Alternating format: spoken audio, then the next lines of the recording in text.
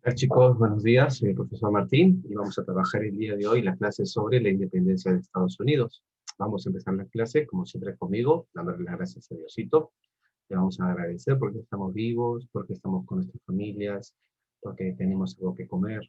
Y le vamos a pedir lo mismo, que nos cuide, que cuide a nuestras familias, que cuide a nuestros papitos, que ponga siempre un plato de comida en nuestras mesas y en las mesas de las personas que más lo necesitan. Bien, chicos, quiero que empiecen viendo este video sobre la independencia de Estados Unidos y de ahí voy explicando el tema. En 1776, los colonos instalados en la costa este de Norteamérica, organizados en 13 colonias, quisieron dejar de ser ingleses. Este año firmaron la Declaración de Independencia y anunciaron al mundo la creación de una nueva república y se dispusieron a defenderla con las armas, frente a uno de los mejores ejércitos de la época, el ejército de Su Majestad Jorge III. Conviene recordar que las 13 colonias fueron fundadas por el Imperio Británico entre los siglos XVI y XVII. Estas colonias eran Massachusetts, Nuevo Hampshire, Rhode Island, Connecticut, Nueva York, Pensilvania, Nueva Jersey, Delaware, Maryland, Virginia, Carolina del Norte, Carolina del Sur y Georgia.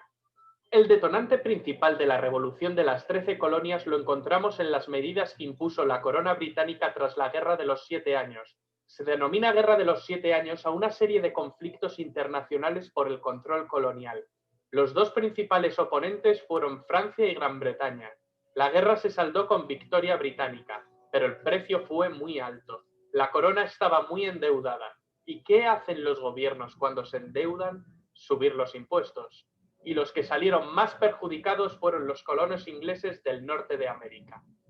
Pero es justo recordar que la monarquía británica no era la más autoritaria de Europa. El sistema parlamentario inglés se había fraguado mucho antes con la Revolución Gloriosa y la Declaración de Derechos, que culminó con el Acta de Unión de 1707. Este sistema de corte liberal fue el primero en reducir el poder del monarca y marcó un ejemplo para el resto de las naciones-estado modernas que todavía andaban en el absolutismo. El sistema parlamentario inglés supuso una oleada de liberalismo que puso en crisis el antiguo régimen. La vida política de las colonias se desarrolló con cierto grado de autonomía, creando sistemas de gobierno propios, pero la guerra modificó radicalmente el panorama anterior. La nueva intervención inglesa sobre la actividad económica de sus colonias americanas para beneficio de la capital hizo que progresivamente los colonos se fueran resistiendo al control londinense. Consideraron abusivas las nuevas políticas económico-fiscales y administrativas. No hay tributación sin representación.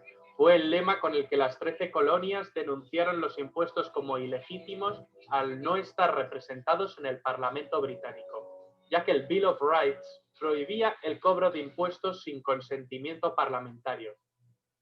Como decíamos, el primer ministro de Gran Bretaña, George Grenville, durante la monarquía de Jorge III, aumentó los impuestos para incrementar los gastos destinados a cubrir la deuda que el Estado había alcanzado y también poder cubrir el coste económico que suponía el mantenimiento de las tropas que guarnecían los enclaves del imperio. La presión de los impuestos recayó fundamentalmente sobre las colonias de Norteamérica y las Antillas.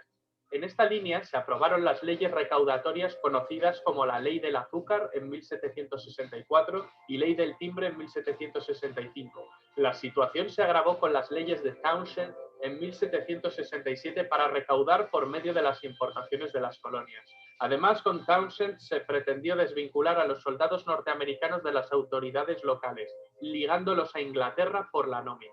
Esto permitió a las tropas allanar las viviendas solo por sospecha de delitos. La política económica británica, con sus medidas impopulares y su implantación coercitiva, obstaculizaba las actividades comerciales de la oligarquía norteamericana. Se organizó una asociación de patriotas que defendía los derechos de los colonos frente al abuso británico, llamada Hijos de la Libertad. El grupo estaba liderado por el ideólogo y referente intelectual Samuel Adams y por el comerciante John Hancock.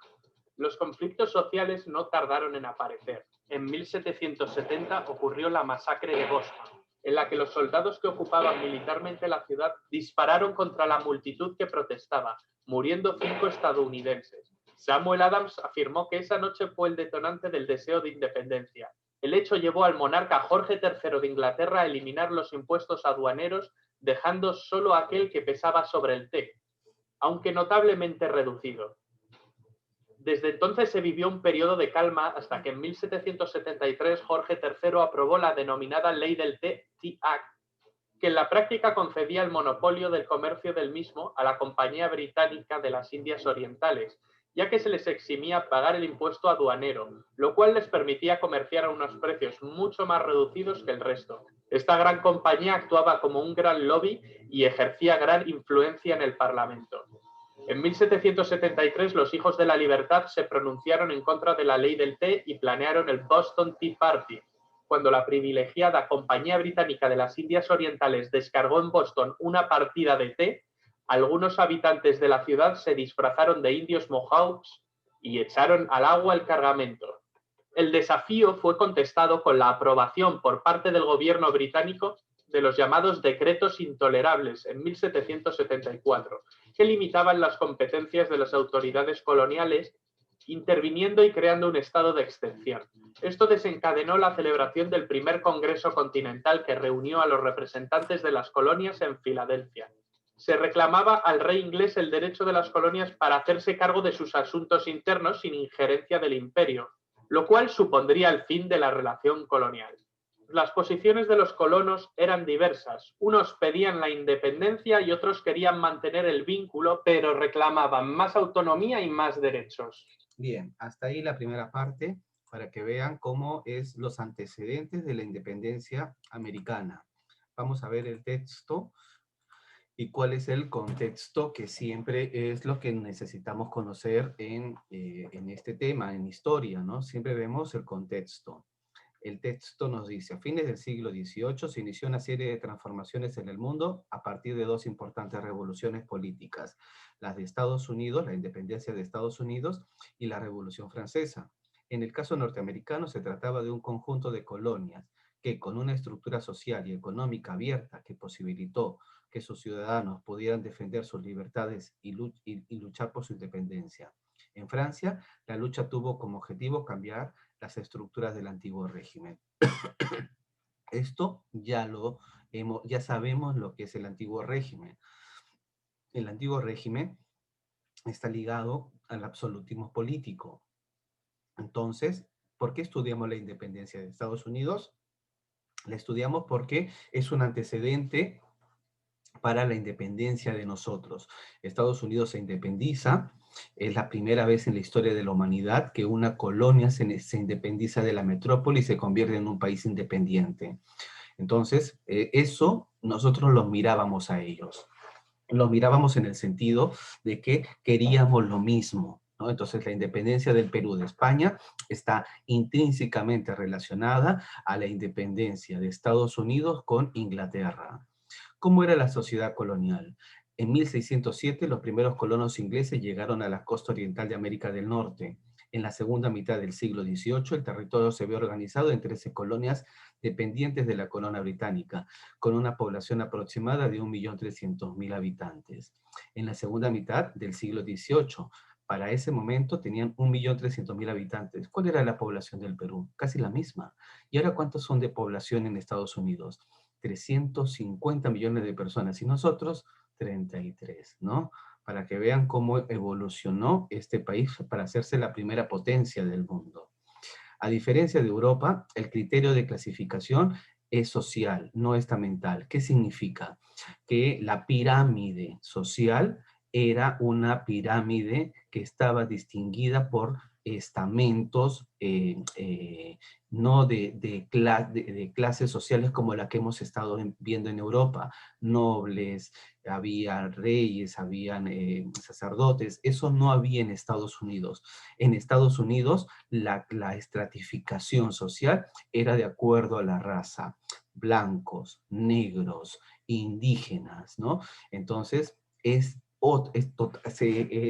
América crece de una manera distinta que Europa. En Europa había nobles, había reyes. En América no. En América habían blancos y había no blancos. Y los no blancos eran los sectores que no eran privilegiados. El blanco era el único sector privilegiado y podía ser de cualquier lugar de Europa. A diferencia de, bueno, había dos grandes grupos, la población blanca, que era constituida por el grupo dominante, cuya diferencia de riqueza no eran tan grandes como en Europa, y los esclavos negros, que eran unos 350.000 personas de una población de 1.300.000, ¿eh? Y se dedicaban principalmente a trabajar en las extensas plantaciones agrícolas del sur. Los indígenas nativos eran vistos como enemigos y fueron excluidos de la sociedad colonial. Ellos le van a terminar haciendo la guerra a los indígenas, los van a matar y los van a recluir hasta el día de hoy, ¿no? En reservas. Ahí viven los indígenas, no están con el resto de las personas, ¿no? Viven en reservas aparte. Acá hay un mapita de cómo eran, igual lo hemos visto en el video, es un muy buen video ese que les puse, me parece que está muy bien documentado, de las 13 colonias americanas. Acá estaba, en lo que es Miami, la Florida, era una pertenencia de España, y toda la parte de acá pertenecía a la Luisiana, que era propiedad de los franceses. Poco a poco, las colonias británicas, después de independizarse, van a comprarle la Luisiana a Francia y van a hacerle la guerra para comprar también la Florida, no para comprar, para arrebatarle la Florida a los españoles. ¿Cómo era el sistema colonial? ¿No? El sistema colonial va a entrar en crisis, ¿no?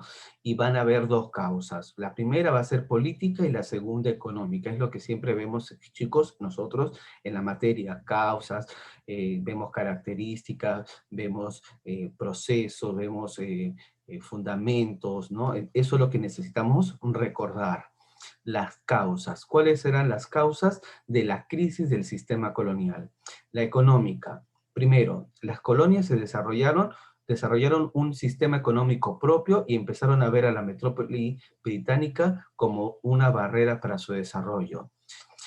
Las colonias en América estaban como a su buena suerte, entonces eso facilitó, ¿no?, a su desarrollo. Venían a América, sobre todo colonos ingleses venían hacia América y se terminaban haciendo ricos porque no había injerencia del Estado. Ese va a ser el punto fundamental de partida para inclusive el establecimiento en la actualidad de los Estados Unidos. Muy, muy poco Estado. El gobierno británico solo buscaba disponer de las materias primas de sus colonias, pero no de desarrollar su industria. Entonces, querían dos cosas distintas. Los británicos solo le interesaban las materias primas porque el contexto es en el mundo, también los albores de la revolución industrial. La revolución industrial, que la vamos a ver, necesita de materias primas, de carbón, de fuentes de energía. En cambio, estas colonias lo que están pretendiendo es su propio desarrollo. Además, se reservaba el monopolio de varios productos. ¿Qué es el monopolio? Solamente podían comercializar con Inglaterra. Eso, para los americanos, era un impedimento para seguir desarrollándose, porque ellos querían libertad, ¿no? Ellos hasta ahorita es el país de la libertad. Entonces lo que están buscando todo el tiempo es libertad. Libertad de comercio, libertad de prensa, libertad de hablar, libertad de opinar, libertades económicas. Eso es lo que estaban buscando y va a ser el factor que les va a permitir prosperar tanto. Eso en las causas económicas. En las causas políticas, en las colonias regía el pacto colonial, que concedía autonomía a los colonos, cuyas asambleas podían inclusive recoger parte de los impuestos. Había un pacto entre la metrópoli, que era Inglaterra, y las colonias, que eran las 13 colonias inglesas. ¿Qué decía ese pacto? ¿No? Libertad. Ustedes vean cómo se las agencian, ustedes vean cómo se las arreglan, ¿no? A nosotros al final nos entregan una parte de lo que vayan a recaudar.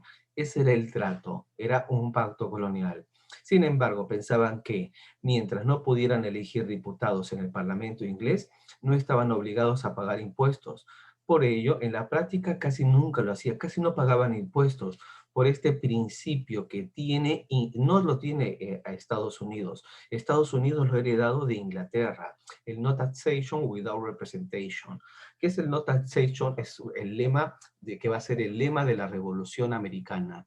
El no taxation without representation va a aparecer desde de la Revolución Gloriosa de 1688.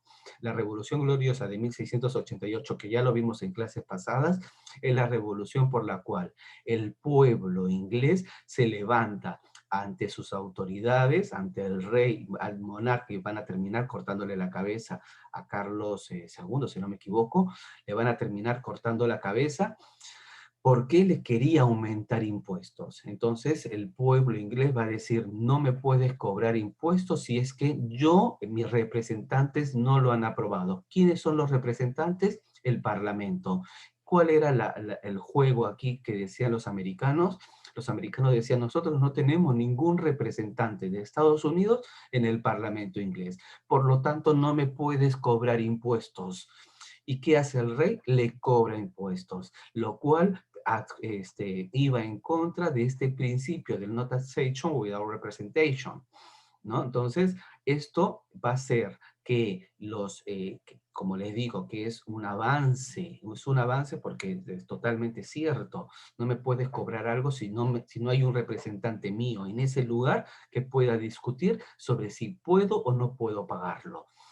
Entonces, esos van a ser las causas que van a poner en crisis el sistema colonial. En este contexto, en la década de 1760, el gobierno británico intentó restringir el comercio de las colonias y regular los impuestos sobre el azúcar y el papel timbrado. Como bien lo decía el video, no es porque quiere hacerlo. Inglaterra se vio obligado porque justamente tiene una guerra con... hay una guerra entre Inglaterra y Francia por el control de las colonias en América, lo cual va a terminar con la victoria de Inglaterra sobre Francia, y a Francia se le va a dejar la Luisiana y la parte norte del continente americano, que ahora es Canadá. Por eso es que, a pesar de tener orígenes parecidos, son dos países distintos, porque Francia va a terminar en la parte que ahora corresponde al Canadá, y Inglaterra se va a quedar con las colonias que corresponden ahora a Estados Unidos.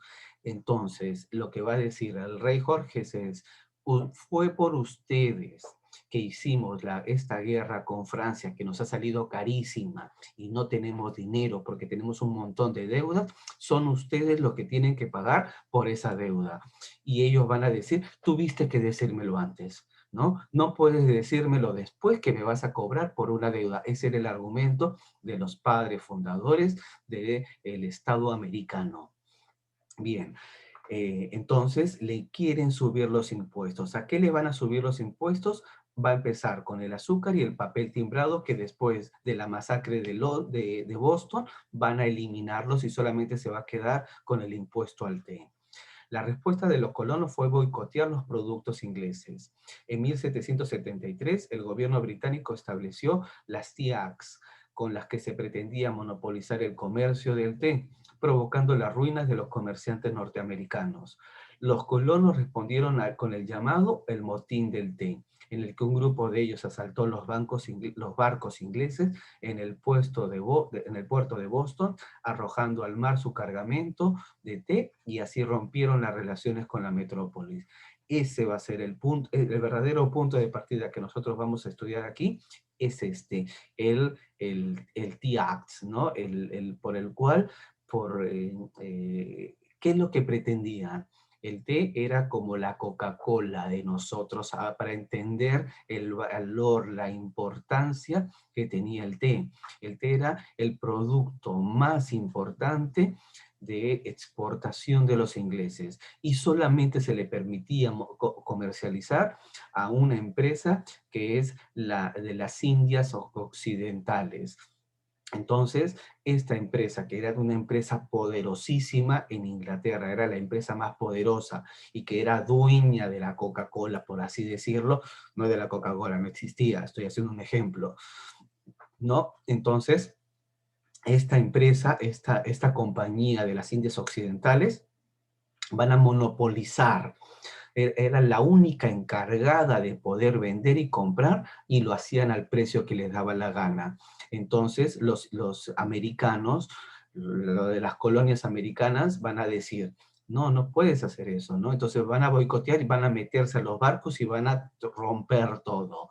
Y así va a empezar la guerra de la independencia. Se van a hacer 2 congresos continentales. El primer congreso continental era para definir las personas que iban a participar. Y en el segundo Congreso Continental se va a declarar la independencia. Vamos a seguir para ver cómo se dan los hechos con la segunda parte del video para terminar En cualquier caso, la petición al rey no fue aceptada por los ingleses. Comenzó el boicot a los productos comerciales británicos. En 1775 estalló la guerra que durará hasta 1783.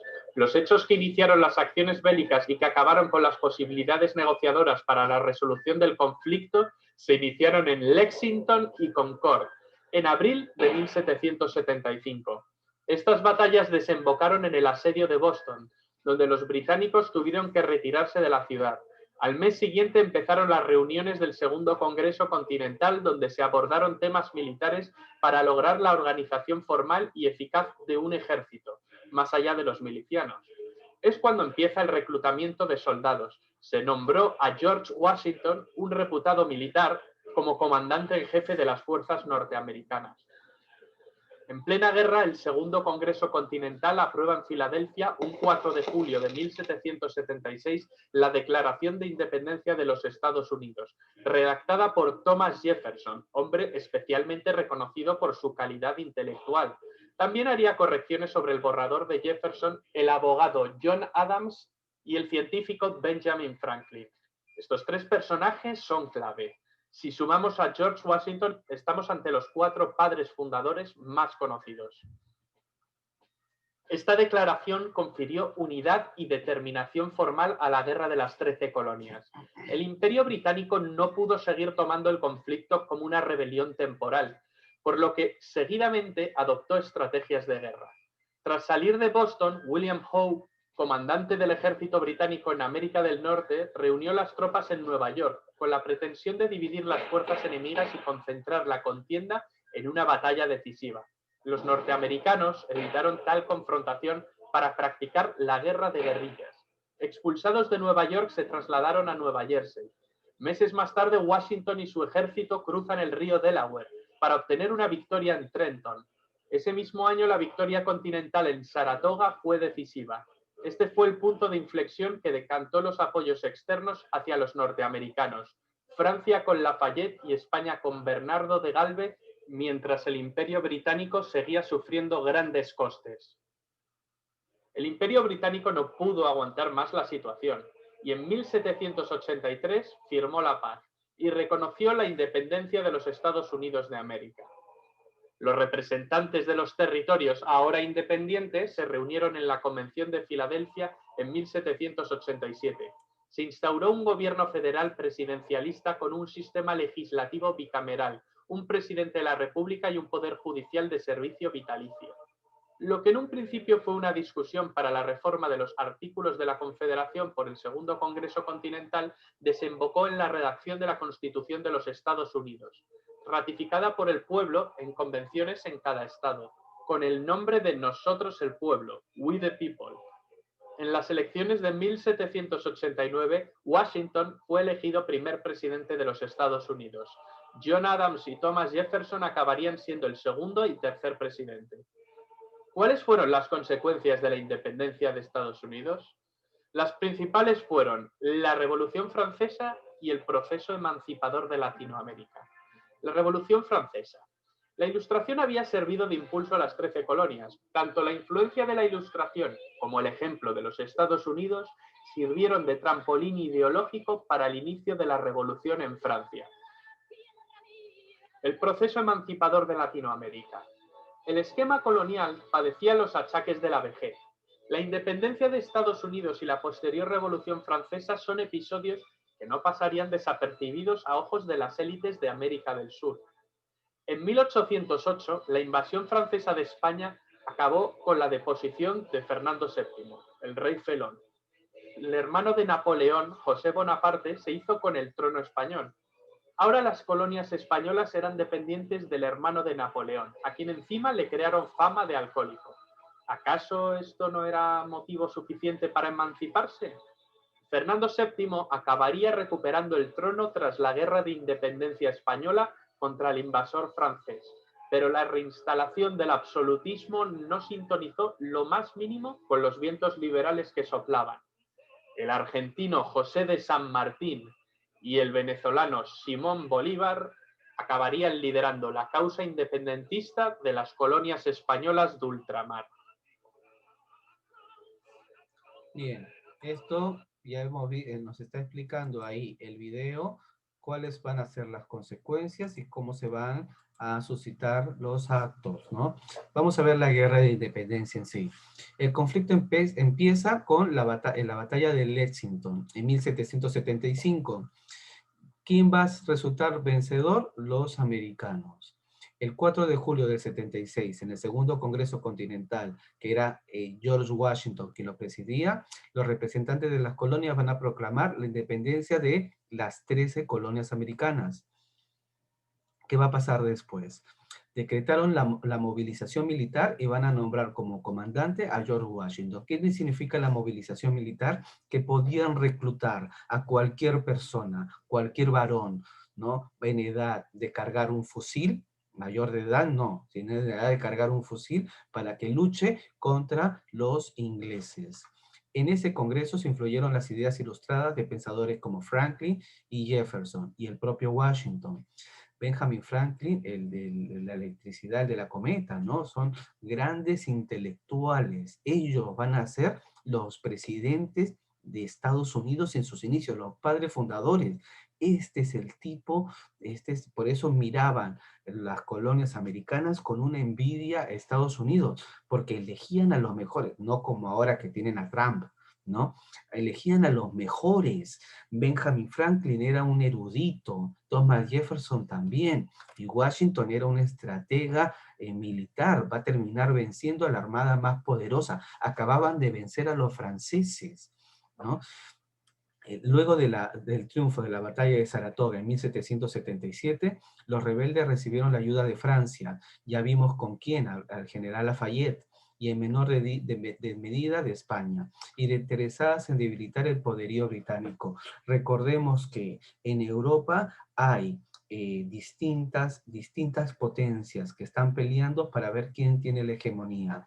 ¿Quiénes son esas potencias? Inglaterra, Francia y España. España está muy debilitada, quiere también que se debilite Inglaterra, va a apoyar a los americanos, pero con muy pocos recursos. Quienes más van a apoyarlos van a ser los franceses, van a enviar barcos, el general Lafayette va a conducir, ¿no? En batallas trascendentales van a pelear. Por eso es que después los franceses le van a regalar a los americanos, a los de Estados Unidos, porque nosotros también somos americanos, les van a regalar a los de Estados Unidos el Tratado de la Libertad, que está frente a Nueva York.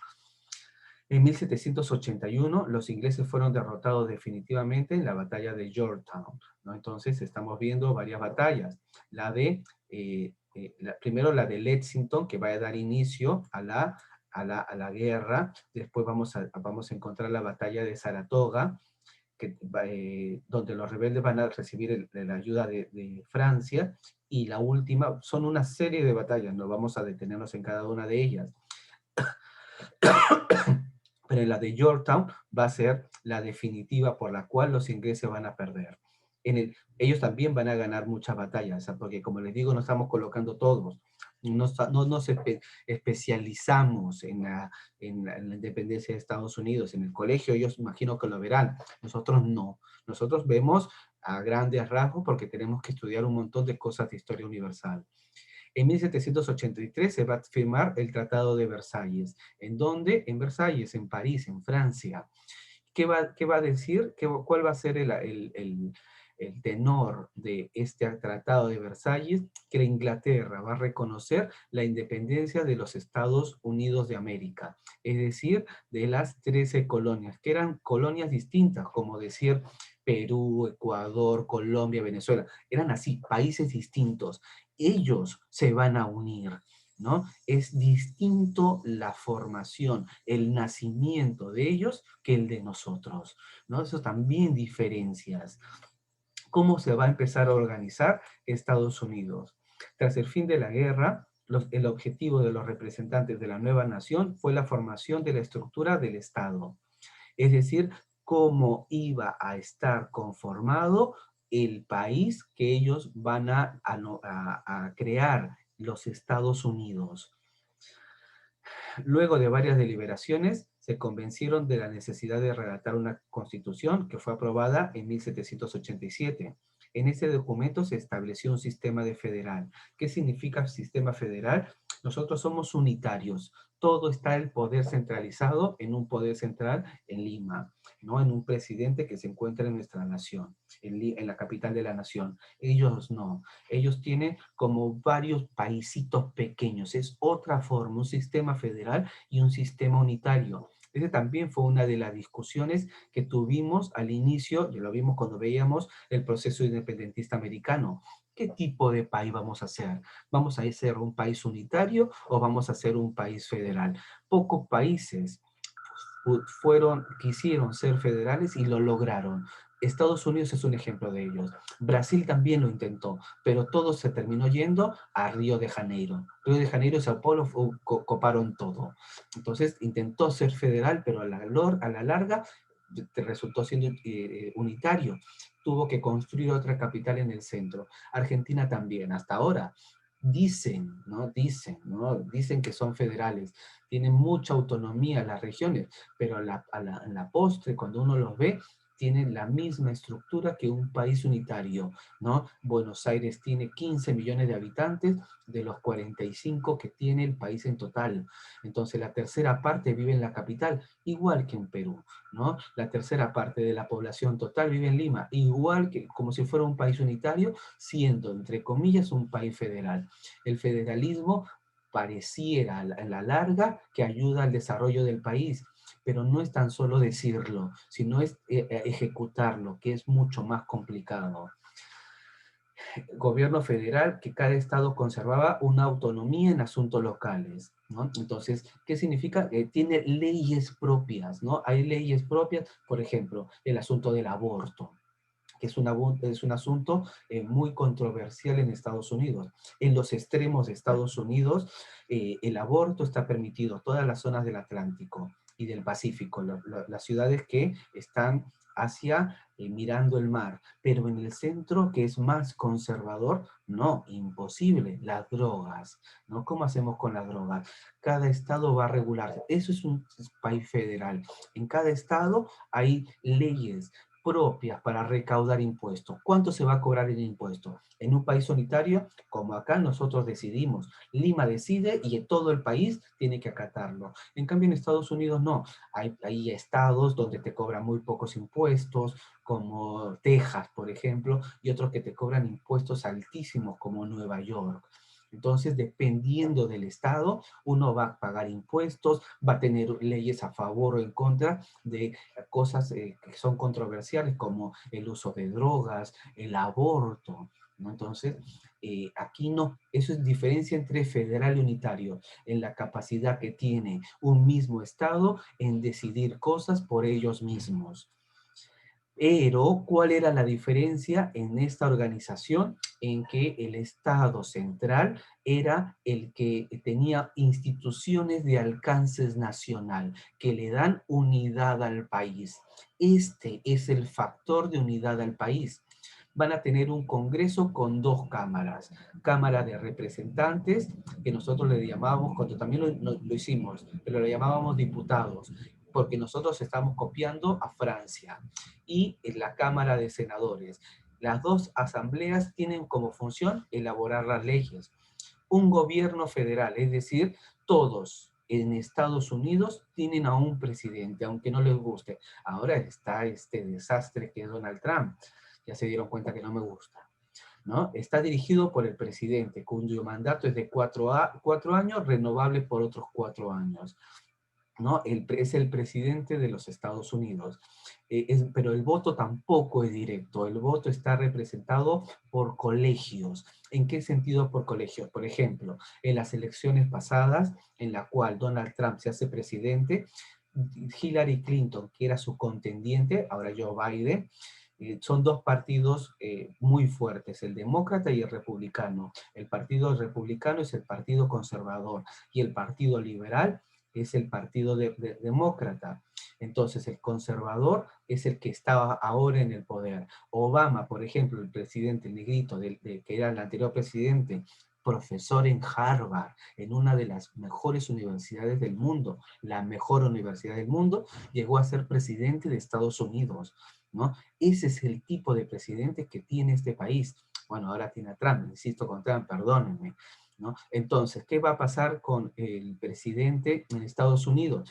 Con lo que les decía de las colegiaturas, no es voto directo, es voto indirecto. Se vota por colegios de representantes para que ningún estado tenga la autonomía de elegir, que si tiene más población, pueda ser el único que elija el presidente. Si no, se reparte entre todos los estados.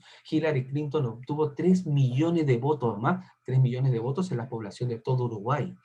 3 millones de votos más que Donald Trump, pero aún así ganó Donald Trump. ¿Por qué? Porque no es voto directo, es voto indirecto. Se vota a un colegio, que el colegio tiene un número de representantes y se considera por el total del número de representantes. Y después la Corte Suprema de Justicia, que es la encargada de velar por el cumplimiento de las leyes. Es más, la Corte Suprema de Justicia tiene un peso que no tiene la Corte Suprema de Justicia, por ejemplo, de un país como el nuestro.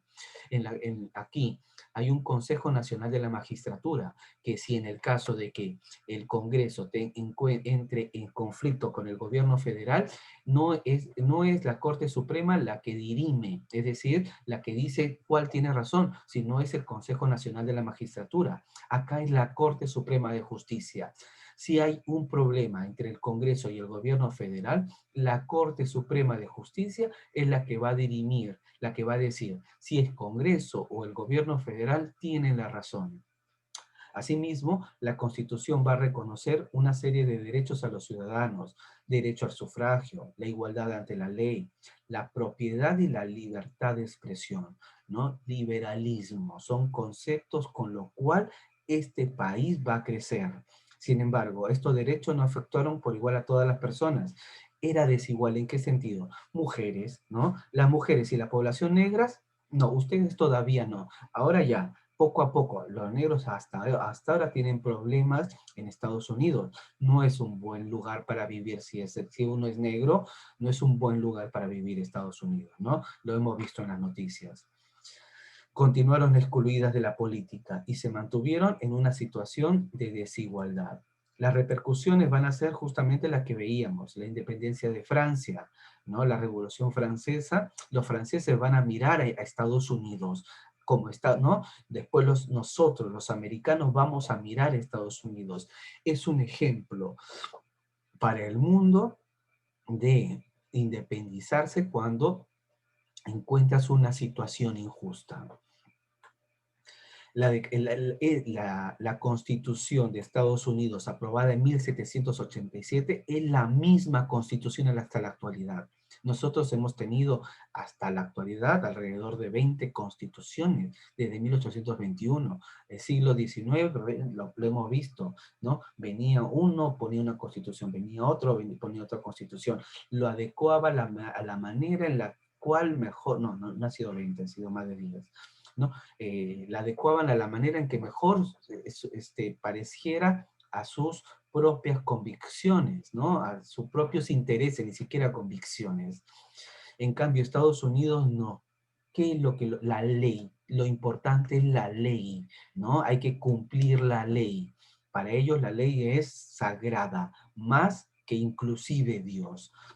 La Declaración de Independencia, ¿no? We the people, lo que decía, ¿no? Nosotros el pueblo. Eso es un país en donde la ley y el voto representativo de las personas es importante. Por lo tanto, nosotros, los representantes de Estados Unidos, reunidos en el Congreso General, apelando al Juez Supremo del Universo por la rectitud de nuestras intenciones y en nombre de la autoridad del pueblo de estas altas colonias publicanas, declaramos lo presente, que estas colonias son, y por derecho deben ser, estados libres e independientes.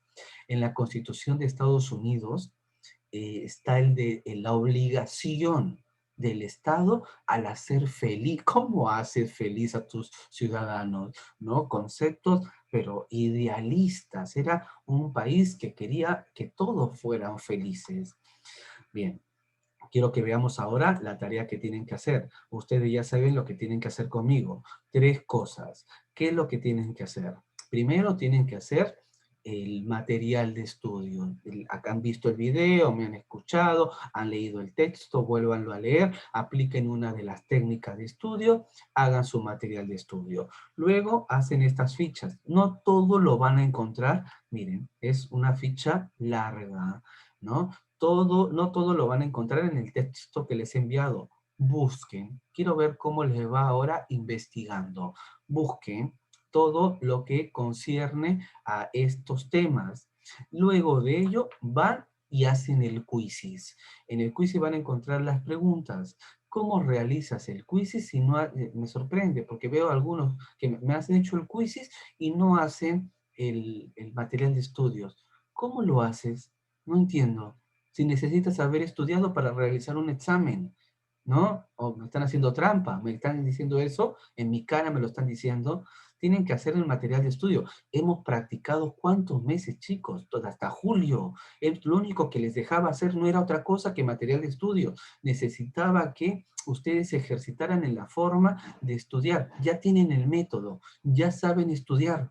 Ahora pongámoslo en práctica resolviendo estos cuestionarios. Necesito que lo respondan. Van a ver que poco a poco, yo sé que no es fácil de la noche a la mañana, pero es cuestión de práctica, por eso lo hacemos todas las semanas. Después completan esta parte de acá y una línea de tiempo. Acá miren, los poderes del Estado, la Constitución, comparándolo con lo de nosotros. Ese trabajo lo van a tener que hacer ustedes. Muchas cosas las estoy explicando yo aquí, ¿no? Nosotros nos rige ahora en la actualidad la Constitución de 1993.